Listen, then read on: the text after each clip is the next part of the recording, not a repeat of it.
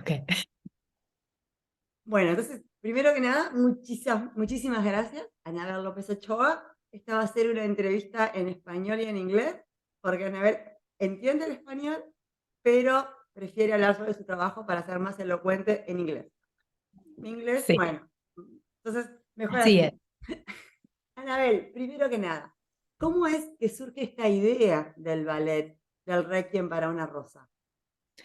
So when I was in 2009, I was invited by Philadelphia Ballet. At the time, it was called the Pennsylvania Ballet, and it was a classical company. And I had not been used to use classical music, so I thought that for the time, I wanted to make, a work on the most romantic piece of music that I know. And I knew this music already for 10 or 15 years, which was the Adagio of the Quintet in C from Schubert.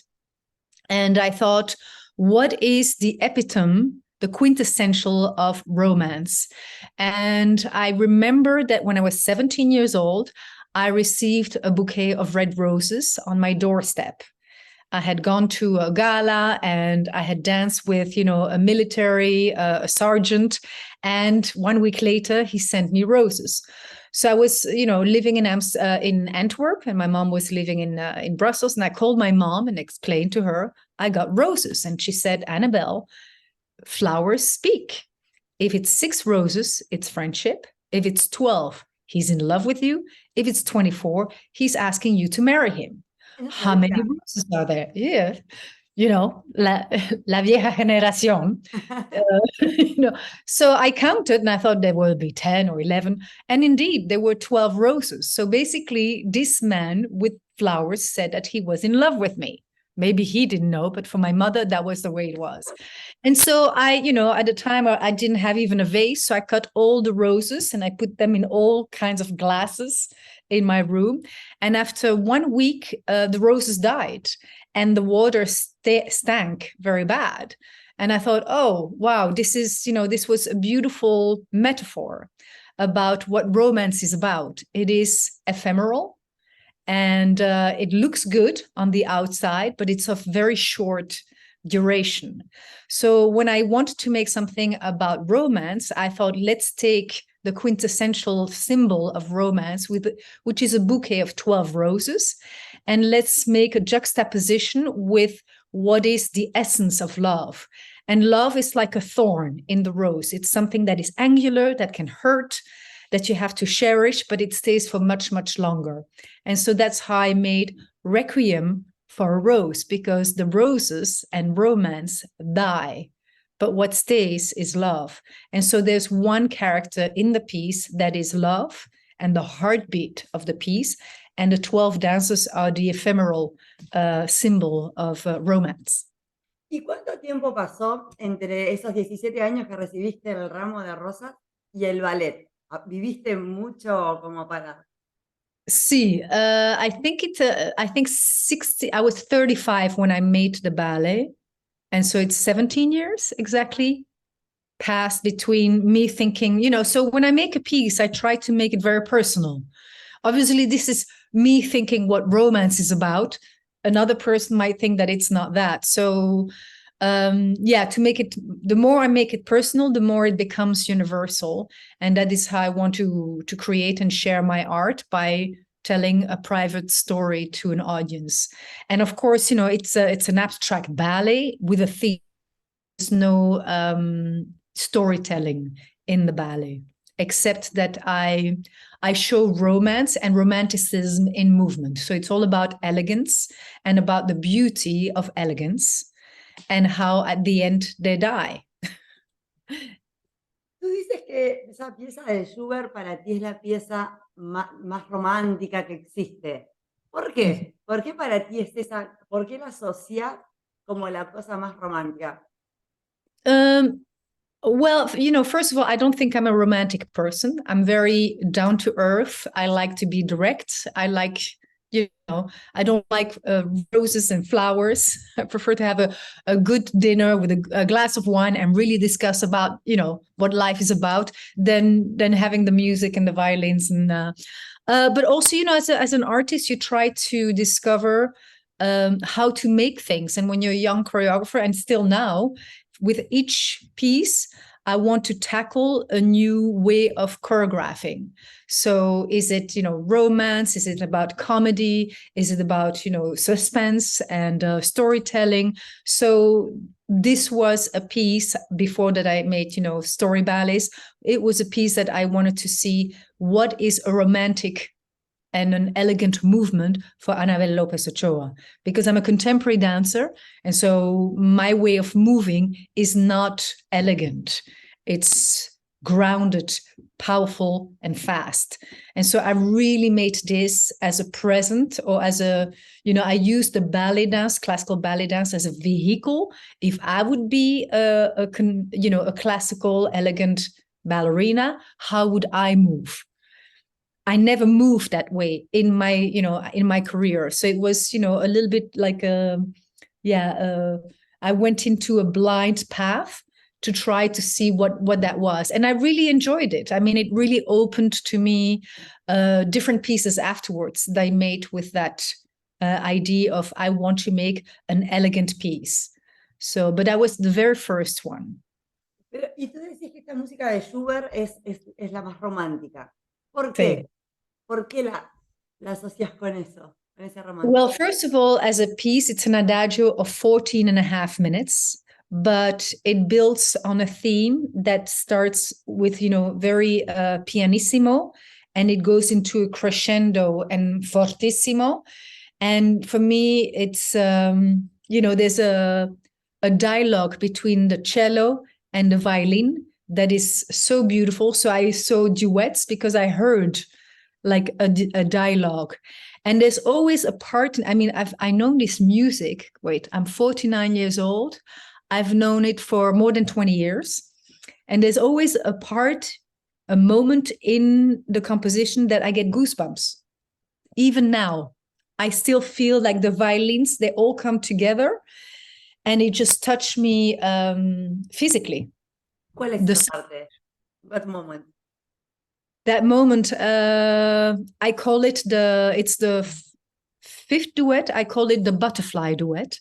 And it's when the dancers are in half a circle and there's a duet dancing. And why do I call it the butterfly? It's because it's the young love. It's when you fall in love for the first time and you don't know that it's going to be ending, because you don't know that these things passes, that you go your own ways. And that's the purest way in going into a relationship. And so in that moment, there are some violins coming. I don't know what it is, but physically I react to that. And that's why I thought, one day I'm going to keep it to make a piece on it. Y tú decís que hay una partecita como si ese amor es joven, que uno siempre piensa que es para siempre porque es el primero, después que tuviste no sé cuánto, ya sé que esto, ya sé más o menos lo que puede llegar a pasar, como ha pasado otras veces.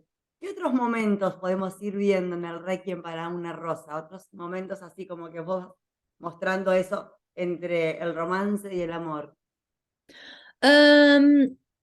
I think it's also about, I wanted 12 roses to move around. And I remember when I created it in 2009 in Philadelphia, there was an old lady, maybe in her 80s, who talked to me and said, I love the ballet, but I don't like that I can't see the difference between the men and the women. They are dressed exactly the same. And then I said to her, but they're not men and women. They're roses. It's a bouquet of 12 roses that starts to live together, and to, because of the wind, they separate and they come back together. So for me, there is a version that I made, because I've made it for many companies, that I only had 10 dancers and I had 2 men actually doing one of the duets, which I thought made it much more universal, that love is between all genders. And that I don't want this to be seen between love, men and women, but between roses. So that's how I see the piece. And we have the bouquet moments when they come all together and they stop in certain positions. Is for me the fascination how the petals of roses, they change and change and change as they grow. And when they beautifully open, that's the moment that they die and then it drops them. So it's just musically, I have that one duet that I said, that's the butterfly love. But otherwise, it's not saying, oh, this is, a mature love. It's much more abstract. O sea que hay un amor, el Butterfly Love, hay un amor más maduro, un amor más... Hay diferentes tipos de amores, se podrían ver. Hay diferentes, I would say there's different dynamics between, people. And I show that in the music. But it's not, oh, exactly, and this duet is about that, and this duet, it's just how this bouquet of roses organically moves away from each other and come back together. Puede ser que en algún momento haya leído como que tú vas en contra, no, pero como que no vas hacia la belleza, como que el concepto de belleza no es algo que te atraiga, sino que vas para otro lado, ¿o no? Well, it's interesting. For me, the most honest character is actually the heartbeat. I call her the Venus. She's the girl that is not wearing the costume, and she carries a rose in her mouth. She actually, for me, is the one that I feel the most for. And I have seen every time over the years that she touches the journalists, the audience the most than the people who are doing very fancy movements and beautiful duets. And funnily enough, I always give that part to a younger dancer. And usually they're like, oh, but I want to do on point shoes, I want to have beautiful. And I was like, no, you are the heart of this ballet. Even if you dance less minutes, you are what we understand you, and you stay ingrained in our memory more than the red roses. So yes, for me it was very important to show those two opposites in one ballet. El ballet fue creado en 2009 y ha ido teniendo cambios desde entonces. Sí. So yeah, I'm one of those choreographers. I'm very critical with my work. So I like to look at it and to see what can I make better. And, how would I make it today? How old is this ballet? It's 13 years now. How would I make it today if I would make it? And I always like to change a little bit onto the dances that I have in front of me. So I think I have 4 versions of this ballet. So, el Municipal tiene la última versión. Cuando trabajaste con el Municipal, ¿qué recordás de haber... Well, it's... el Municipal de Santiago, que es donde se va a estrenar ahora el ballet. Sí. So I staged the ballet via Zoom durante la pandemia. Claro. And I had a lot of help from Marcela, the ballet masters. And for 3 weeks, wherever, because I was already traveling, and every time Chile was going in lockdown, and so we had a few times where we had to stop the process. And I didn't see the faces of the dancers until I saw pictures and the video. And how your brains make up for the part of the face that is missing. So it was really strange to actually see their faces after I worked with them. But I haven't seen them perform it. It's yes. So I'm really excited to meet them next season. ¿Pero lo vas a venir a Chile a verlos ahora? ¿Viajás a Chile? No, yo voy a Chile el próximo año. Ah, bueno, así que te contaremos cómo está. Sí. Y no I don't think that I will recognize the dancers. Porque con el tapaboca pasaba eso, no los reconocía. Sí. No, y también, there were some men had longer hair. And I think when I saw the video, I was like, ooh, some people have got their hair and, facial, it was suddenly they were performing again. So that's kind of funny that they're performing a piece of mine without me having, ever met the dancers. Bueno, las maravillas del Zoom que cambiaron a partir de la pandemia. Anabelle, para terminar, ¿qué te parece o qué te gustaría como decirle tú o comentar a alguien que vaya a ir al Teatro Municipal de Santiago de Chile a ver el Requiem para una rosa? ¿Qué cosas te gustaría regalarles como la coreógrafa? For me, I would hope that they fall in love with the music as much as I did, more than 20 years ago. And I'm hoping to give a visual experience that makes them want to buy the music and listen to the entire quintet in C, because it's a composition in 4 sections, and I only use one of them. And just go there with someone and then talk about what is romance, and in what is love and what is romance. It's nice to that it sparks that conversation. Thank you very much. I'm going to stop.